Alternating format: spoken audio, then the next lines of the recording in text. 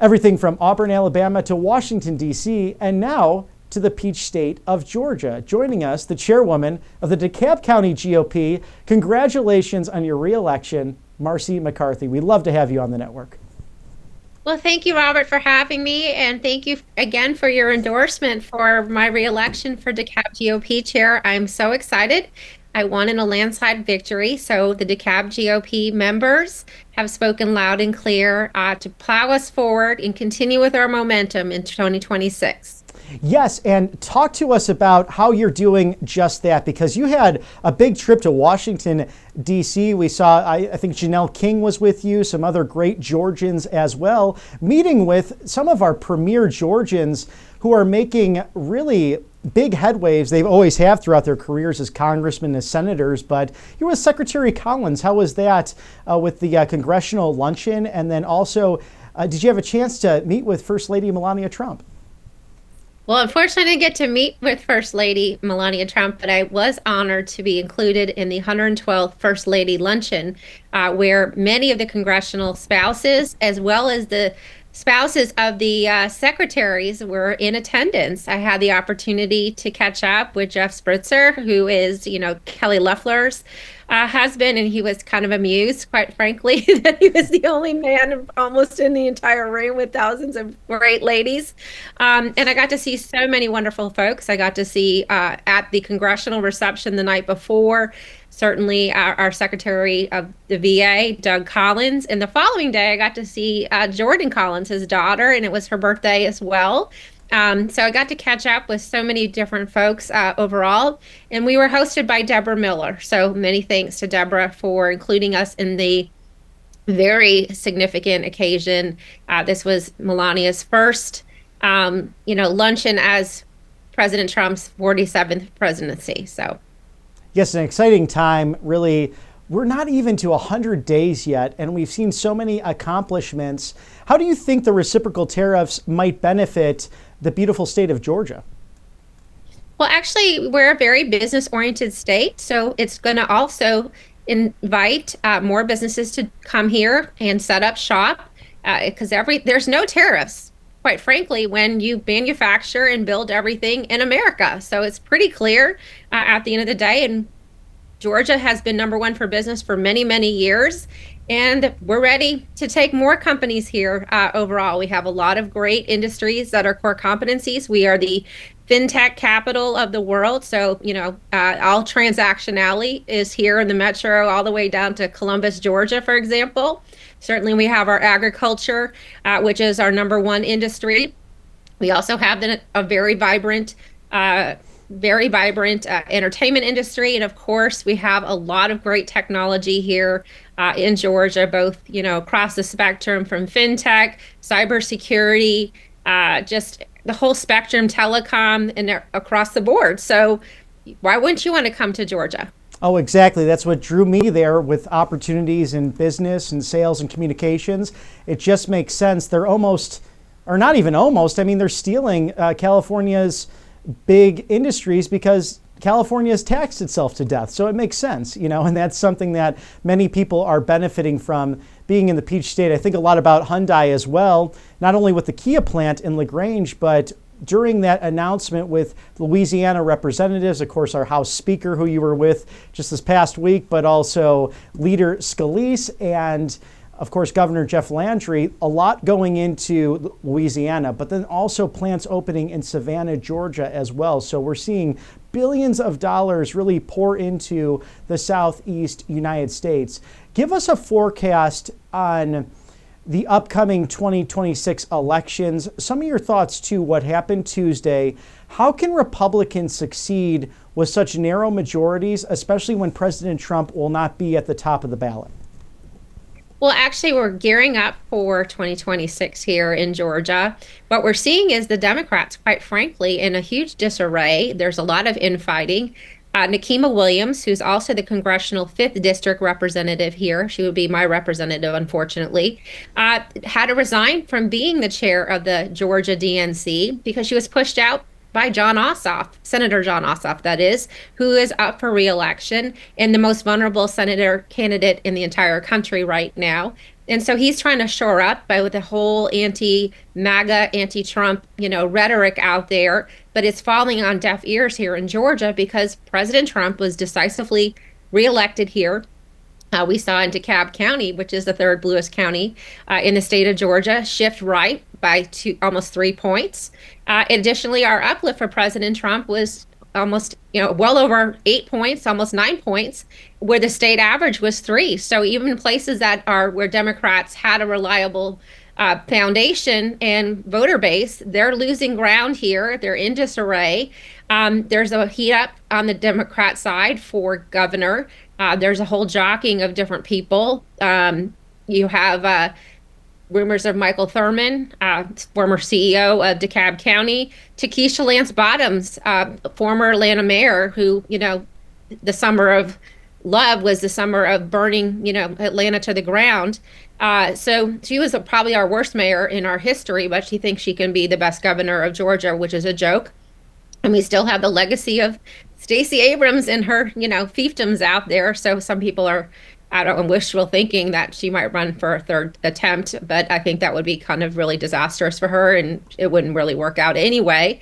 But we on the Republican side, we're real excited because Sunny Dye is today. Our Georgia legislature winds down. We had a lot of great bills passed. There's going down there this afternoon.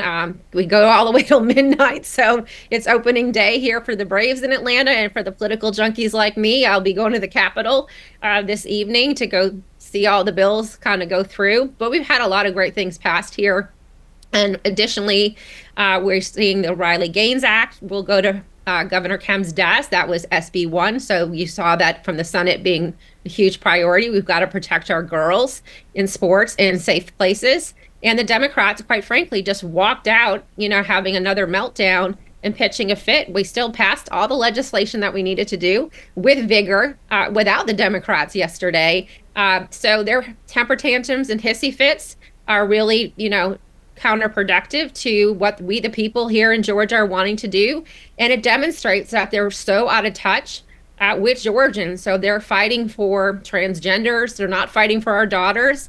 They're fighting for not safer communities and legals and putting America first.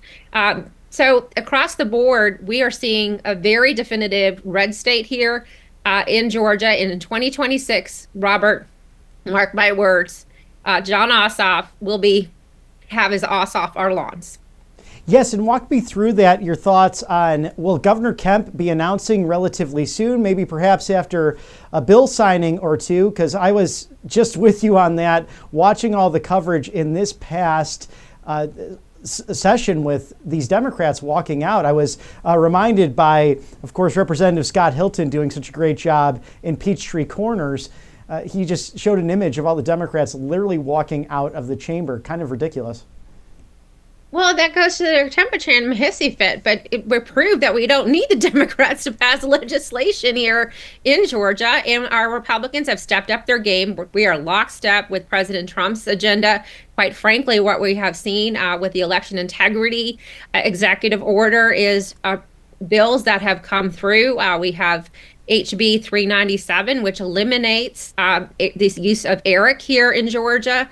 And additionally, we've seen SB 214 come to light. Now, that one's a little trickier because it didn't come over on crossover day, but we did have a floor vote where it did pass from the Senate side, and that is for paper ballots, which is in President Trump's front and center of the election integrity executive order. So we are lockstep with the America First, President Trump's agenda here in Georgia.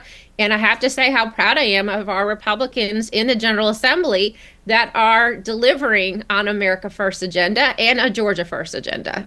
Really exciting to see that. And it's so interesting in the House and Senate in Georgia. Walk us through the sign die, because in my view, they do it better than other states because there is this time limit. And then they also have this moment until midnight tonight really to see each other's legislation to finalize that before going for the governor's signature. So walk us through that process, because all our viewers might not be familiar. And do you anticipate, will Governor Kemp sign that election integrity and bring paper ballots back to Georgia?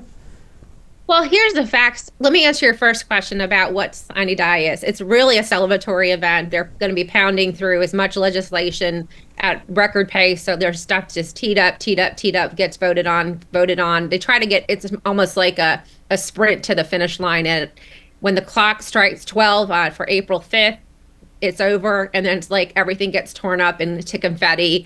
So it looks a little bit like the RNC convention, except there's no balloons coming down from the ceiling, but the room is completely with paper confetti that was probably bills and other materials that are there, and everyone's celebrating that the legislative session has come to a conclusion. On your additional point, will Governor Kemp sign this legislation? So here's the facts of the matter, Robert, okay? We outlawed QR codes last legislative session. So it required our Dominion machines to go through an upgrade on this go around, except the $66 million that was requested by the Secretary of State's office here in Georgia was defunded. So it is not in the budget, quite frankly. So there's no alternative. We have to have a mechanism to vote in the 2026 elections.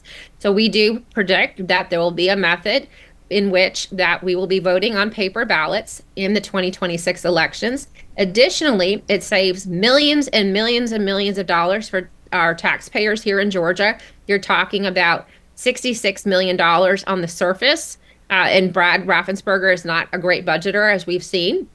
And he was budgeting for outdated technology that would have been sunsetted in the middle of the 2026 midterm elections, which is also just completely reckless.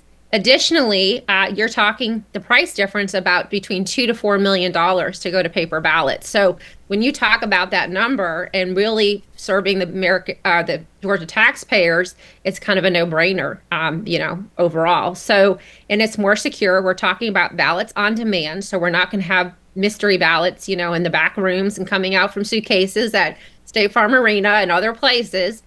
They will be watermarked, and we'll be feeling a lot better about our voting systems, and we're not going to be relying on an outdated system that is very vulnerable and very controversial.